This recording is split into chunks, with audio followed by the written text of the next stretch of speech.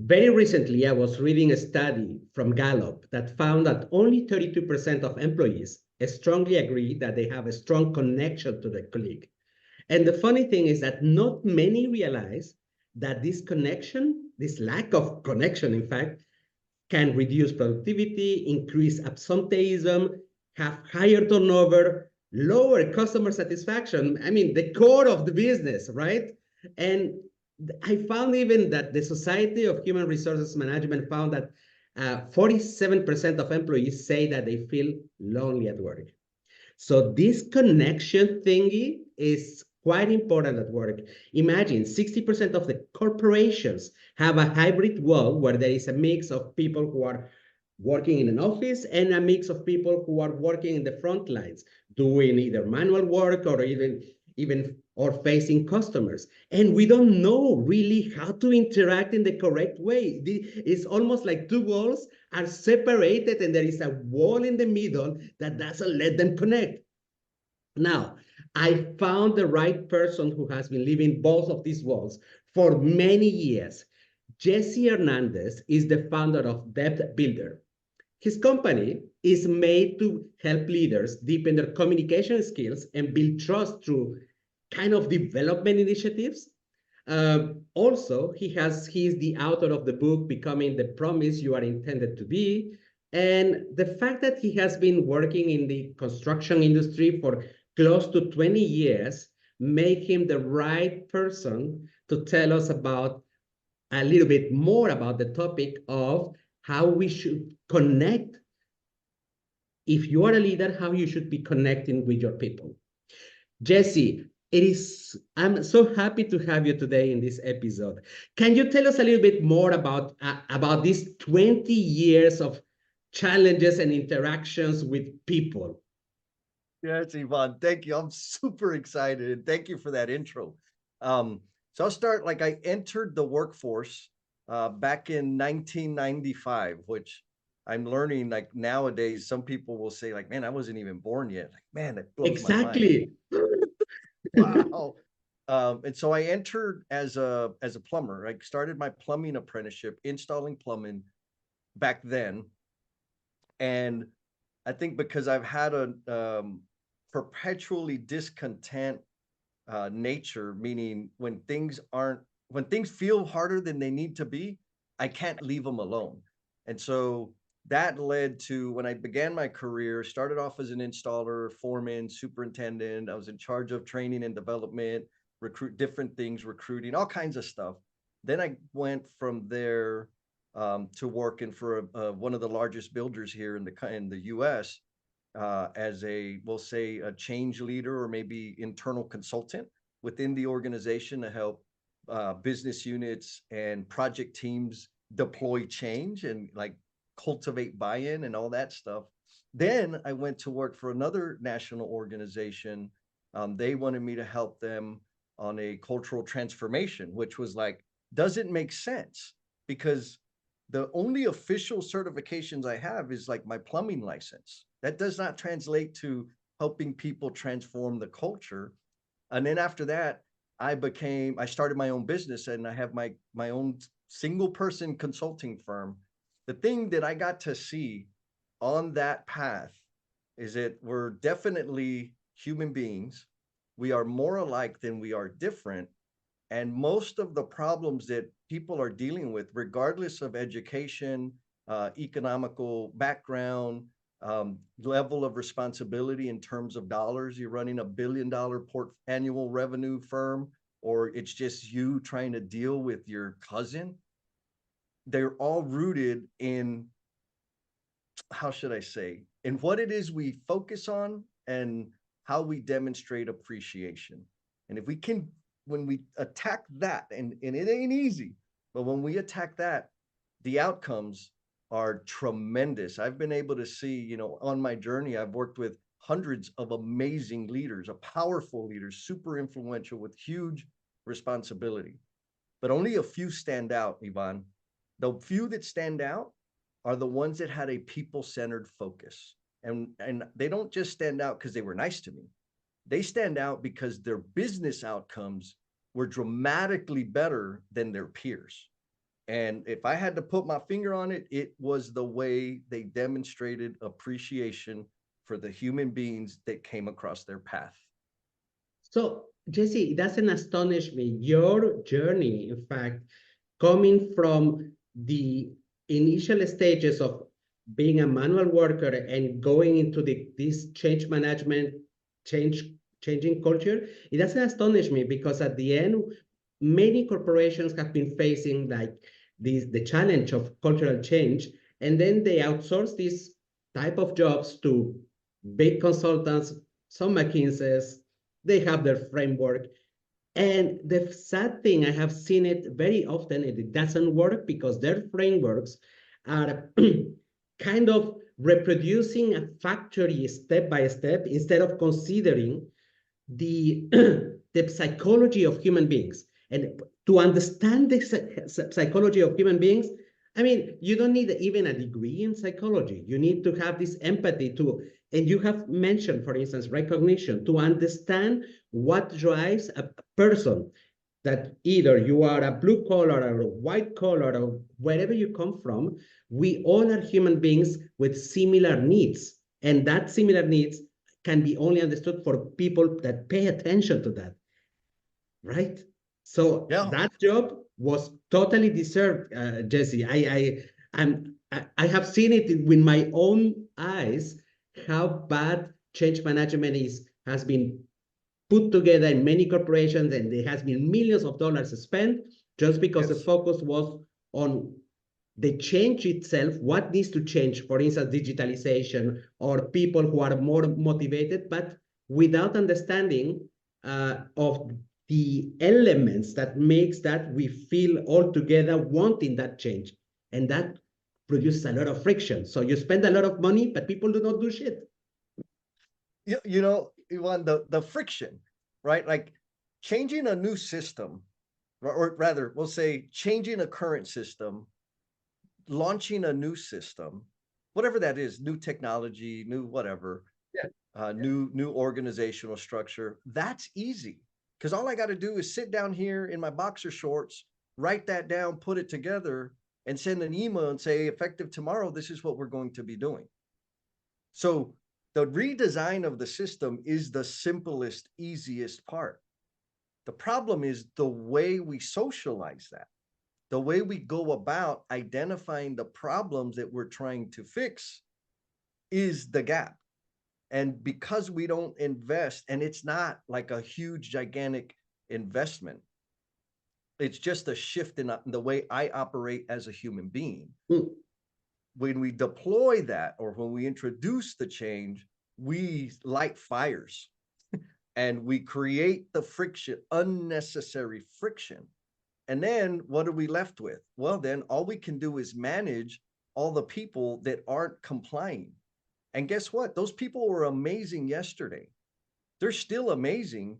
You just didn't pay attention to what their problems are or help them understand how this is going to better serve them and the purpose of the business. And so now I'm going to go like have negative consequences on these folks who aren't complying because they can't connect to the vision or the purpose behind the damn thing. That's the leader's fault. And so we end up developing all of these systems to manage, and maybe I should say it more frankly, we end up spending a whole lot of money to manage behavior and performance as a reaction to change, as if we all are just waiting around for something to change. Like, could we please change something today? Nobody likes change, right? Like that's what I do. It's part of my business is I help deploy change and I love it. You know why? Because it's not me having to change. I'm helping change things for other people, right? And if somebody is coming in to change my way, the way I do things, the way I function, that you got to expect the friction. And so the question then is, how do you minimize that friction? Like, and it doesn't happen. Rather, if you're waiting to deploy your improvement object initiative or whatever, to start thinking about minimizing the friction that human beings have around change, you've waited too long because everybody can start doing that right now. It's simple and it's difficult. Hmm. I love your sincerity and I share completely your view. Nobody likes change. We like preaching about it. We can understand the elements that makes the change, but it's always with a little bit of pain. And we don't like that pain. We Correct. like the usual pleasure of doing the same again and again. That's how our brain is constructed. Coming back to this to that journey that you have got, knowing the frontliners and moving into the office to drive to help your organizations or several organizations drive change. What would you say are the key difference that you should consider when trying to connect or trying to communicate with people who are more into the manual area versus office people? How would you Yes, communicate change in the same way? absolutely not. Like absolutely not. And you know, I have a super unfair advantage in that I've been able to work at the different levels within the construction industry. Working for a trade contractor, there's a power dynamic between the trade contractor and the general contractor and the owner of the building. Within that trade contractor, there's a power dynamic between the apprentice and the journeyman and the foreman and this, like, so there's all these power dynamics that I've been able to like learn how to slide in and up and down through. And that was one of my first huge takeaways is like, oh, there's there we want to accomplish this, but the words that they use don't mean anything to me as an installer. But I want the same thing that they're going after. They're just saying it in language that I don't understand. And so when I say the way I think about it is, here's my observation. Generally, you know, department heads, people with like official supervisors, managers, etc., they will speak about a change or an initiative in the terms that they're using in the office or in the meetings to the folks that are actually going to be impacted the most by the change, and expecting those people to learn this new secret language that the office people use. That is rather, I was like, you can keep doing that, you're going to have the same outcomes. But I Yes, think it's the manager or the leadership of the organization's responsibility to become multilingual. And I don't mean Spanish, French, German, Portuguese. I mean the different languages that the groups within your organization speak. And so because I had come up from the deal, like coming up as an apprentice and a journeyman and a foreman, and then I was in the office, I could see like, okay, so we're trying to improve productivity so that we can go and get some more work because we're trying to grow the business because it's an employee-owned company. And if we get more revenue, the stock value is going to go up, like all of this stuff. I get it. But as an apprentice, I don't like, what does that mean? You're going to make me work harder? I'm already working damn hard right now. No, that's not what I'm like. So, okay, what's the translation? I came in, we're going to pay attention to the type of work that we're doing and the way we approach that specific task that you're working on, because we want to make it easier for you. mm, Because if we make it easier for you, you're going to be healthier, you're going to be happier, and we're going to be able to do more work in the same number of hours. And if we do that, our project budgets are going to perform better, which is going to translate into stock. And if you're in the employee stock option program, your value, if you bought it at $40 and it goes up to 43, that's $3 extra for every share that you own. That may, oh, okay, so you're not telling me I have to work harder. You're telling me that we're going to improve this thing to make life easier for me and put more money in my pocket. I understand now. And so I think that's the problem is we expect the folks that are closer to the work to learn the language of the office. mm. And I don't think that's appropriate. I think the people in the office need to learn all the languages throughout the organization. And if we did that, when I started doing that, obviously it's contributed to my entire career because I just kept learning new languages. I didn't forget the old ones. And I was just kind of like a translator early on until, then I developed other skills to help people with. Jesse, if I understand correctly, we all want the same, but the way we communicate, which by the way doesn't mean simplification, is not that we need to to talk like a 7 years old to somebody who works in the manual work. Is just that we need to catch their interest. These guys, they also want to earn more. They also want predictability about their jobs.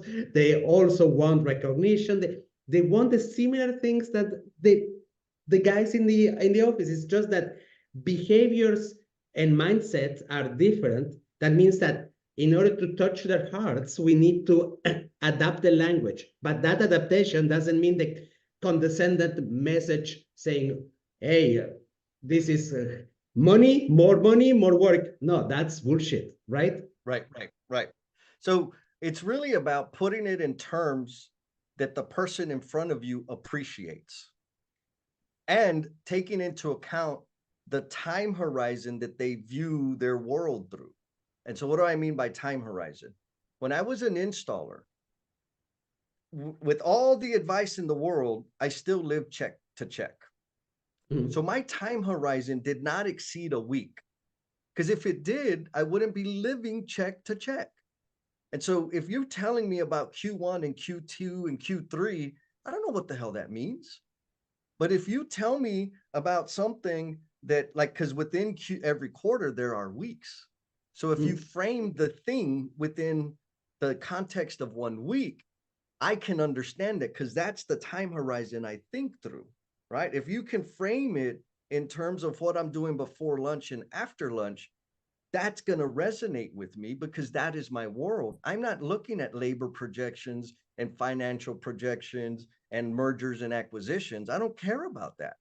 What do I need to do to make sure my pay don't go down by Friday? That's it. And so how do I translate that? Now, what's also interesting, as people, get promoted throughout the organization, their time horizon expands. And so what does that mean? Their language, the context that they give certain words and certain ideas transform with the time horizon. And so again, when I was a foreman, I kind of understood what a quarter was, but it wasn't relevant to my work. What was most relevant to me was, am I going to have the personnel to execute the work this week, next week, and where am I going to be when this project ends in 3 months? So my time horizon might have been an entire quarter, but I wasn't thinking in terms of revenue and profit. I was thinking in terms of executing the task and making sure me and my crew were going to have a job in 3 months. And so that's the levels of what do I appreciate at that point, and in what terms do I think, and how do I contextualize my message as the manager or leader so that it can land appropriately with the person I'm trying to deliver it to. Part of the problem, rather, I'll say this: the key is learning how to listen. And when I say listen, I don't mean not making mouth noise while somebody else is talking. Listening is paying attention to the cues, right? Like, what are the questions that they're asking? And what's like the real vulnerable thing they're trying to hide behind the question, right? Like, so for example, if I say, well, could you give me an example of that? That's a question. What's behind that? I have no idea what the hell you're talking about. But if I say that, there's the level of vulnerability and risk that comes with me admitting that I don't know what my boss is talking about. So I'm going to convolute it, right? Or maybe polish it so that I maintain my credibility. Now, as a leader, when I can understand, like, oh, they don't really understand and they're uncomfortable. So if I can break it down in a different way, or rather, if I can make the situation such that they know that I'm as human as they are, and there's a lot of stuff that I have no idea what the hell I'm doing, I'm just trying to figure it out. All of a sudden, communication becomes very simple because I was listening to hear what's their insecurity, what's their fear, what's their concern, what do they value. If I can listen to the words and the body language that the person in front of me is giving, that's signaling to me, and use that, rather process that so that I can engage with them as a human to another human. Now I'm listening. What do you think? I love that, Jesse. Jesse, while you were talking, I was trying to figure out the it is almost like an assumption that I have because I haven't been through to the full understanding of the dynamics, the relationship dynamics in the workplace. And I wanted to understand, is it like when in the universe of people working in the manual work area, the leadership, the concept of leadership might be different than the people in the office. Let me explain you what I mean. It's like you have been working together with the same people, and they are kind of even doing similar jobs. They are every day they are beside of you. And if there is somebody who becomes a leader, a supervisor, or whatever we can call it, it's almost like we recognize that he deserves it because he has been working with me. I know the guy when he was in the same level as me. He with hard work he has become, so it's almost like he deserves, he has earned his medal, if you want, of being a leader. Sure. In the office, is somebody had the idea that Jeff from the other office needs to be put into that position. It's almost like somebody sent him from the outside and we don't know in the office. So the type of relationship is a little bit different. From one side, I would say the hierarchy is more like he deserves it because he has been working with me and I know how good he is or not. And in the office, is like whatever the guys in the 7th floor will send us, we will take it. Is that correct? Is something to consider also in the way we communicate? I think so, absolutely. Because when now I've been promoted many, many times to different levels, Mm-hmm. and the people that I worked directly with, like that spent the most amount of time with me, I'll say 80% of them agreed I should have gotten that promotion. 20% hated me, and they're always going to hate me, and that's okay. Yeah. Right. Now, outside of my immediate circle, they worked with a different supervisor, a different person that they naturally believed were the better candidate for the role because they've experienced value from that person. They haven't experienced value from me. So because we're human, we are not going to study the analytics and the statistics of performance. We're just going to say, wait a minute, my buddy didn't get promoted. That dummy did. That's a human thing. Like it's a natural thing. Now, so because we weren't in proximity with one another within the same organization, even within the same job site, but Mm. different roles, there's different contact. Now, the dynamic of bringing somebody from another office or hiring from outside, oh my God, that's a violation. Like Yes. it is a natural thing to expect people to be resistant to that person, right? I mean, we do it in the family structure, Yvonne. When somebody brings their new girlfriend or new boyfriend or new significant other to dinner or to an outing, it's not hugs and, oh, welcome to the family. It's like, let's see what the hell this person's all about.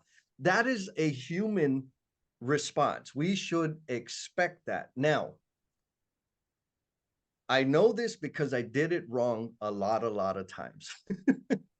Whenever I get promoted, and now, I'm a consultant. So I'm coming in and getting to see under the covers and see all the dirty laundry. And I have to earn trust as rapidly as possible because I'm just some weirdo that's going to leave at the end of the week or whatever the situation is. And the way I did it at first, which I think a lot of people do, I got promoted. I'm really not sure that I know what the hell I'm supposed to be doing, but I also know that I want to be the best of the best of the best, right? Like that's me. And what am I going to project? I'm not going to project that I don't know what I'm doing and I'd like some support to be good at my job. I'm going to project that I'm the best of the best of the best. Now, what does that require? For me to hide my insecurities behind we'll just call it competency, even though that's not necessarily it, but I'm trying to tell people how competent I am. That's my messaging. I'm hiding my insecurities, my human stuff because everybody else is a little bit worried. Everybody else is really just trying to figure it out. And so that leaves little space for me to listen because I'm so busy telling everybody how awesome I am and how I can help them. And I got bosses, new bosses that I want to impress. So anytime there's a deviation from the standard or non-compliant behavior, what am I incentivized to do? To tell the bosses. And so the natural behavior to like rise up the organizational chart creates a situation that makes it easy for me to lose connection with the human beings. That right? It's like it's in the system, right? Because the way the system is structured the way it is, I'm going to adapt my behavior because my primary focus back then was to get a promotion, get a raise, and progress. How do I do that? By showing that I'm better than everybody else. And early on, what did I do? Well, I took every advantage I could to make sure and point out everybody else's faults. That's not a good way to do it, right? Like that's just an unhealthy environment. Some environments, that's the only way you're going to progress. If that's your environment and you don't like that, change it. It doesn't matter where you are in like within the organization. If you're the manager, supervisor, CEO, executive, if you don't like the way it is, change it. And also, if you're just looking at it from a personal human perspective, that environment is going to take a lot of damn work to change. So change your environment, right? Go work somewhere else where people appreciate different things.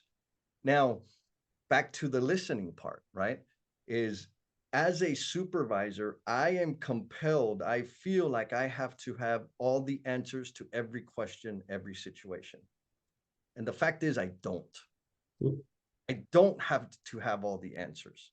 Now, because I believe I have to have all the answers, anybody that comes to me with a problem, I don't even let them finish telling me about the situation. I give them the answer and say, get back to work. Was that not a demeaning interaction, Yvonne? If you come and say, hey, I was editing this podcast and like, oh, well, you know what you should do? How does that feel? Right? Like this, I feel judged. I feel critiqued. I feel minimized because you didn't even let me finish articulating what I was dealing with. And so what's an easy, hard change that anybody listening right now can make to that dynamic that helps us become better listeners and more connected to the people in front of us? Instead of responding with an answer, respond with a question and say, like, here's an easy, write this one down. The next time somebody comes to you with a problem or a situation, the first response should be, what have you tried? The second response should be, what do you think we should do? Right? Because now I'm engaging that person's critical thinking skills. I'm demonstrating appreciation for them as a human being. And I'm also not compounding my damn workload by taking the problem away from them. And I'm forming connection because I'm saying, I value your insight. I value your experience. I trust your observations. Tell me what they are so we can choose a direction together as a unit instead of these separate entities within the damn business. Jesse, so if I understand correctly, what you just said, showing, how can we call it? Empathy, vulnerability, and maybe even empowerment by asking questions about how would you do it? What have you tried? Is that, in fact, it's a wrong belief that people have that in the labor area is something that is considered as weakness. Because I have heard that comment. That's why it just came up to my mind that you cannot show so much that you don't know in the labor area. You can do it. You can use your human-centric approach in the office, but it wouldn't work. But what you're saying is quite powerful. It works in both sides. 100%. And so here's another reality. And I'm a good example of what not to do. I'm probably the best example of what not to do on all the things I help people with. Anyhow, so I came from the field, came up as a plumber, installer, foreman, field superintendent, so super field oriented. I have a natural bias against project managers, right? In my book, though, they're carpet dwellers because they live in the office. That's not a nice thing to call them, right? And they know that we feel this way about them. So naturally, when they come and approach a field person that's on the field side of the business, that project manager has some insecure, like they have some trauma that we field people have imposed upon them because we don't appreciate their work. We've never showed appreciation for their work. We always critique them and wish they would just get the hell back to the office. And so there's there's a barrier. Now I'm a project manager. I have some insecurities about approaching the field because they already don't like me just because my stupid title. And I need their help, but I don't know how to speak their language because I've never spent any time with them because they won't let me into their circle.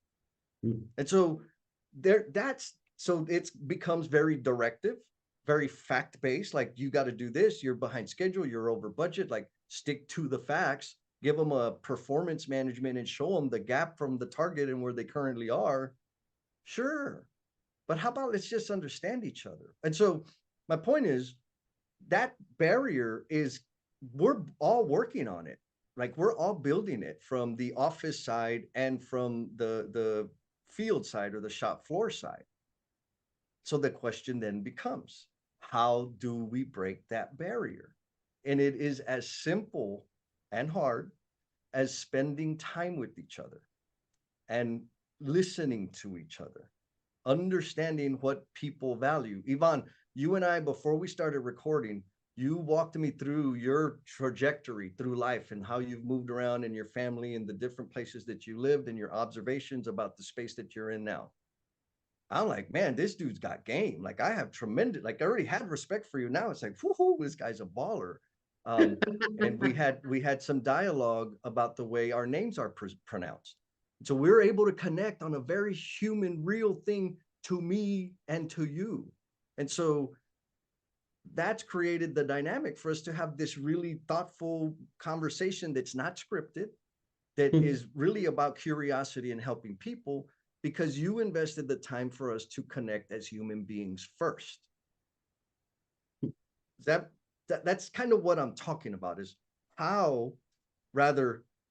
which opportunities are we going to stop missing to connect with the human beings in front of us? Because we have them 100 times a day. And so I have a little, what shall we call it? Email challenge that's called Visible Leadership. It's a series of emails that give the receiver a challenge. And the first, and it's about, so what is visible leadership? Visible leadership is being within eyeshot of the people that we're leading and supporting. How do we do that? Well, you got to put your butt out there, right? And so one of the assignments is go out to the field, whether that's the warehouse, the shop, the factory, the job site, doesn't matter. Leave your place of comfort, go to their place of comfort, and meet somebody new, somebody that you don't know. Not to check their pre-task safety plan or their production targets, or to correct. Now, if they're in imminent danger, make sure they're okay. Beyond that, learn their name, understand why they're doing the type of work they did or they're doing, why they chose it, and where are they from. We have that opportunity all day, every day. And if we just did that and demonstrated interest in the men and women that are out there doing the work, we would have the trust and the connection such that they will inform us of the things that we should be focusing on to improve. And then when we take action on making things better for them and with them, when we have our big, brilliant idea that we're going to deploy a new damn software, they're going to say, you know what? Yvonne was cool with me. He helped me with this thing. I'll give it a shot. Right? Like, it's that easy, but we haven't, I just think we're not aware of the opportunities that we're missing. And we wait until it's high pressure, high urgency to try and make human connections. And it's just not going to happen.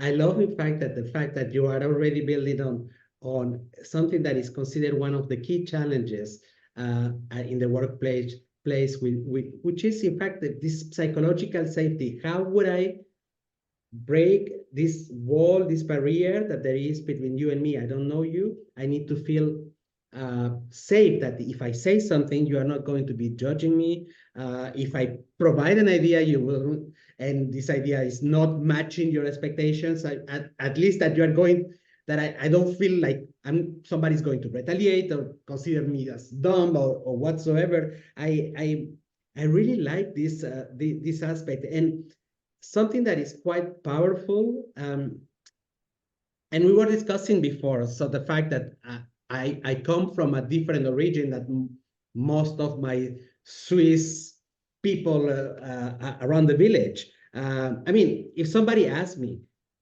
with a sense of genuine curiosity about my background, I get excited.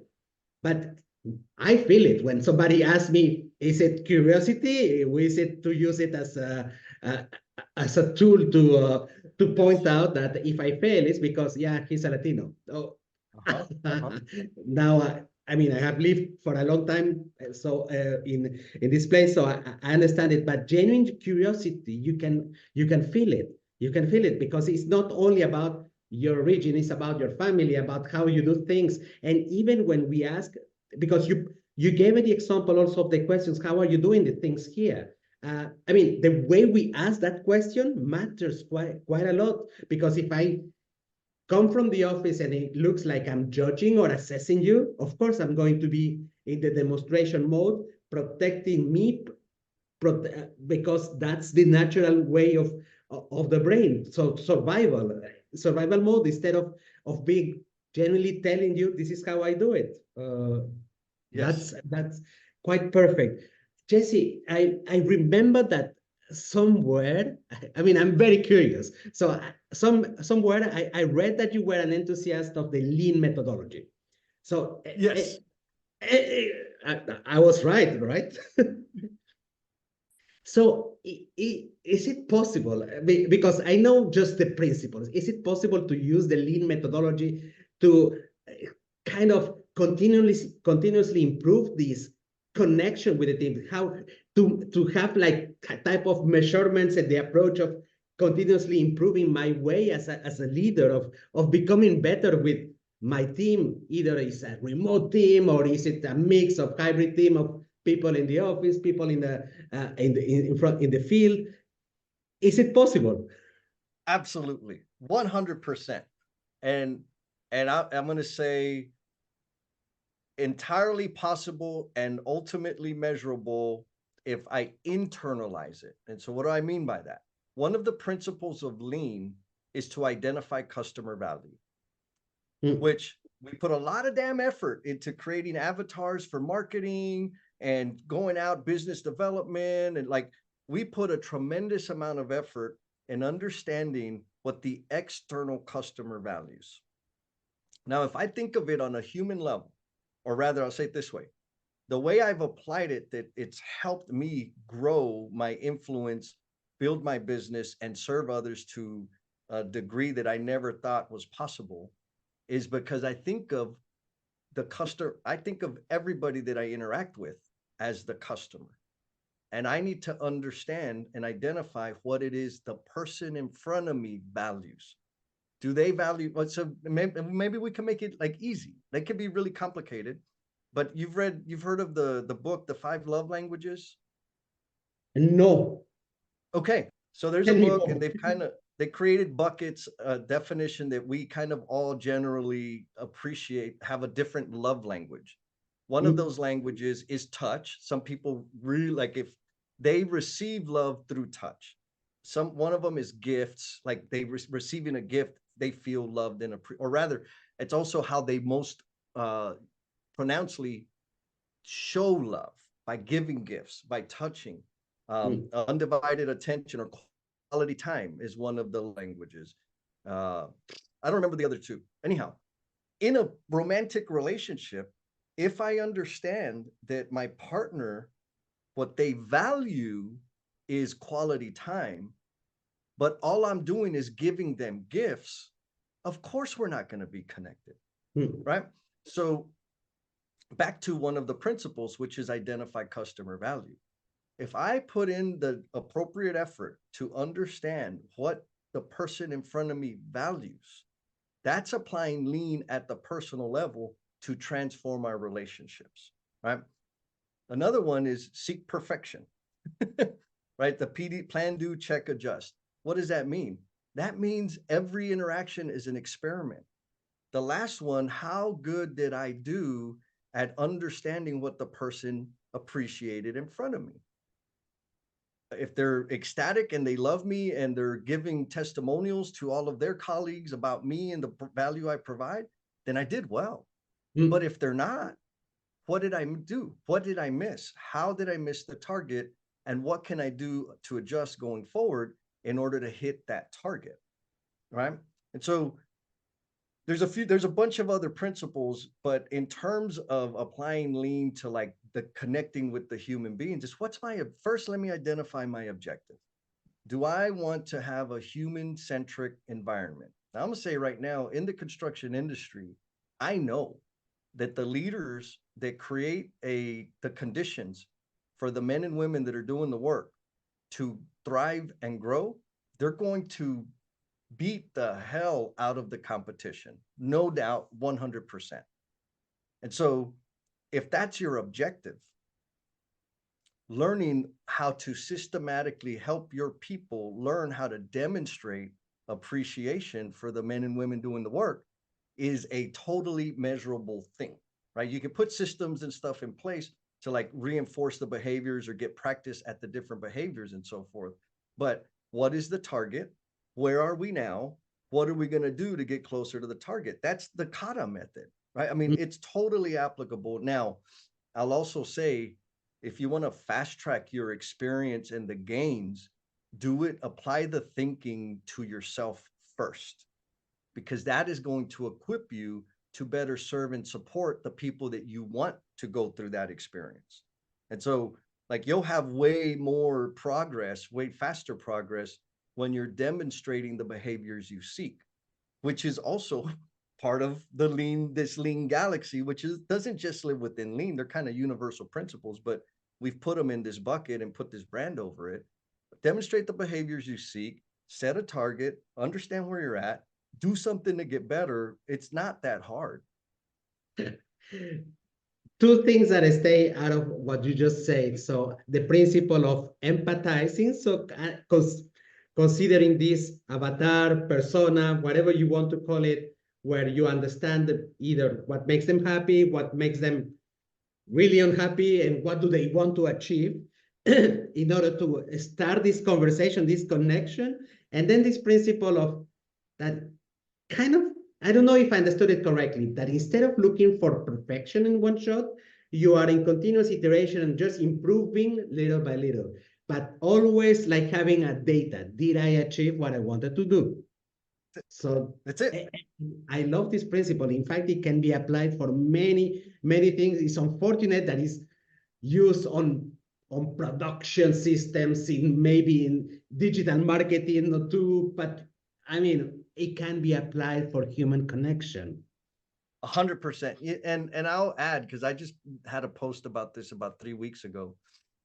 I think, I'm gonna get in trouble for this one.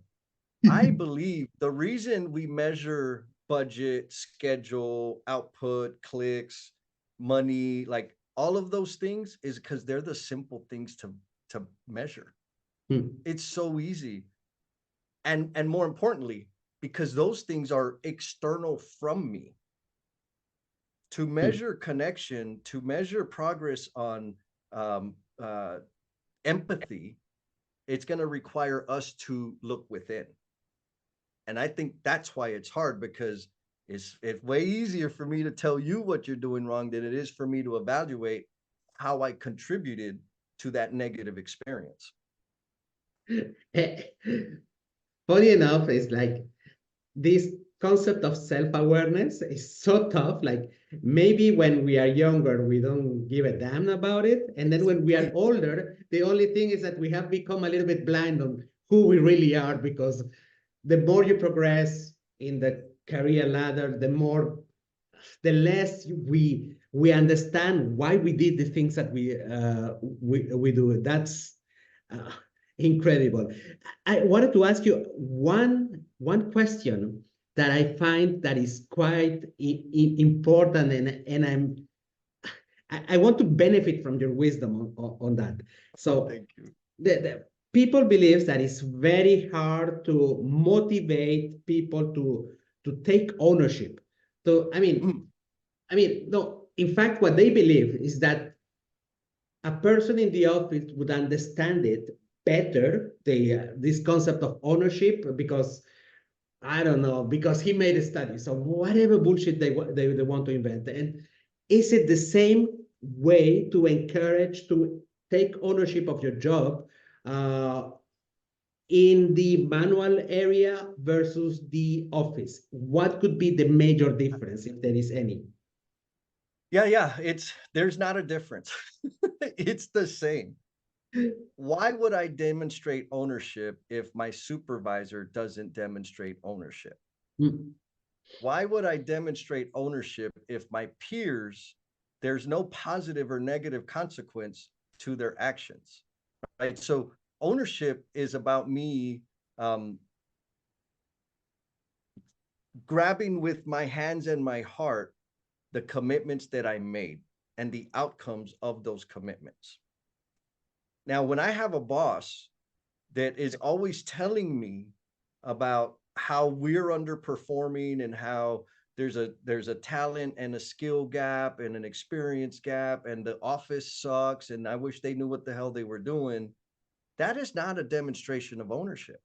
Mm. When my boss is telling me, hey, I know that last direction I gave you was kind of sorry, like miserable, and I didn't give you all the tools and equipment that you needed to execute the task, that's on me.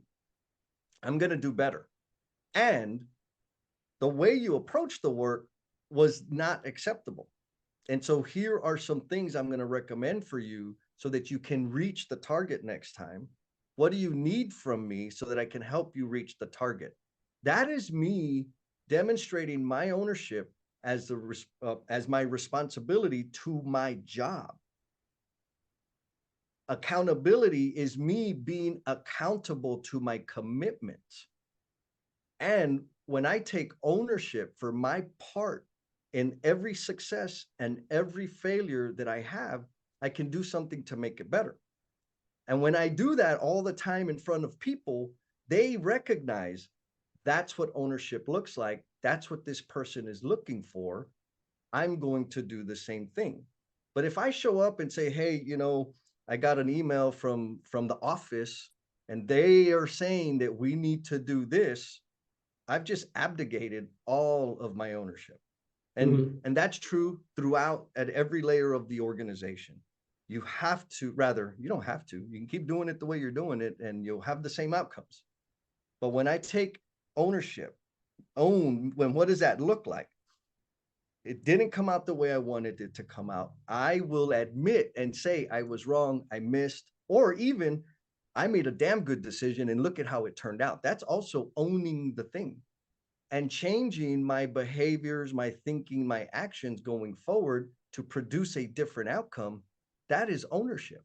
And if I walk that way, it helps everybody up and down of me on that org chart understand what ownership looks like. So it's not a matter of saying they just don't take ownership for their job, which might be possible. It's really more about saying, I'm not satisfied with the degree of ownership my people are taking.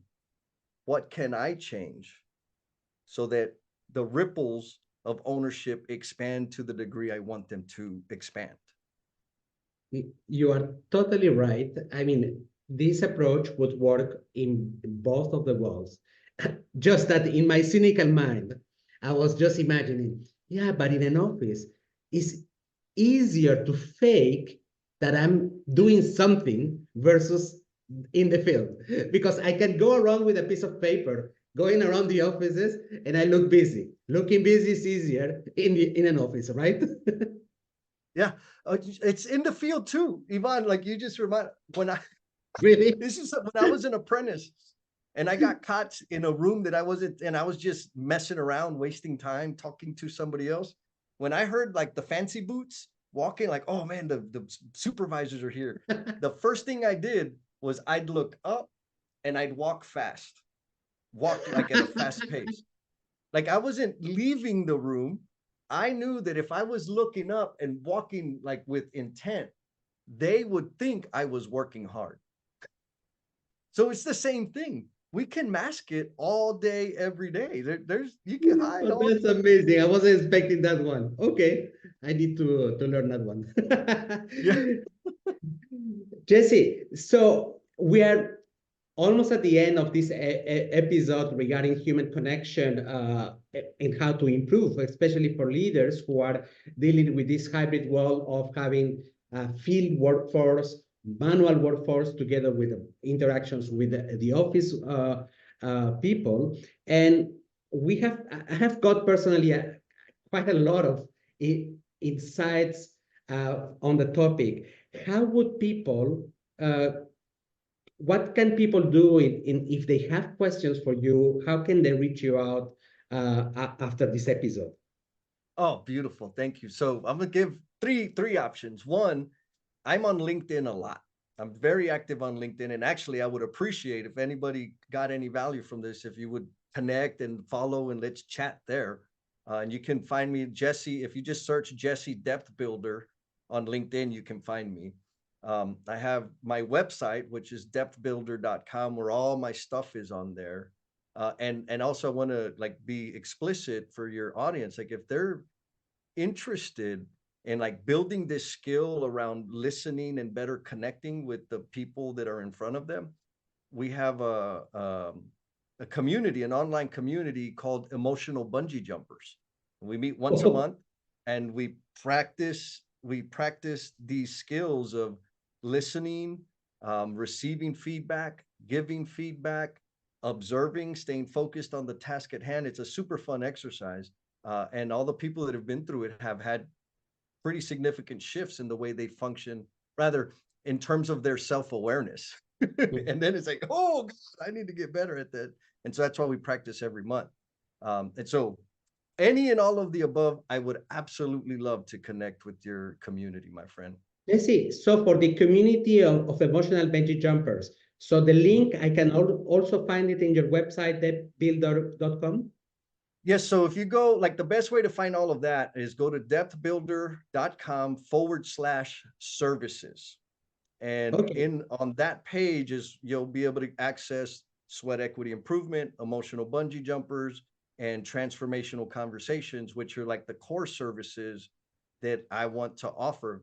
But those aren't that's not the full menu. Those are just the things that I recognize to be the most transformational.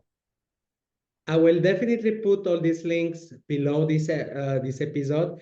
I also would like to encourage people. I mean, you have written a book called "Becoming a Promise You Are Intended to Be." I think that this could be a valuable resource for a lot of people who are into this improvement, continuous improvement, this lean that we have spoken, that having data and getting better to that. So I'm going to put the link also to the Amazon website where you have they can download the book. Jesse, it was really lovely to meet you. A real pleasure, really. I think that your I can only call it wisdom, because if it has been built on experience and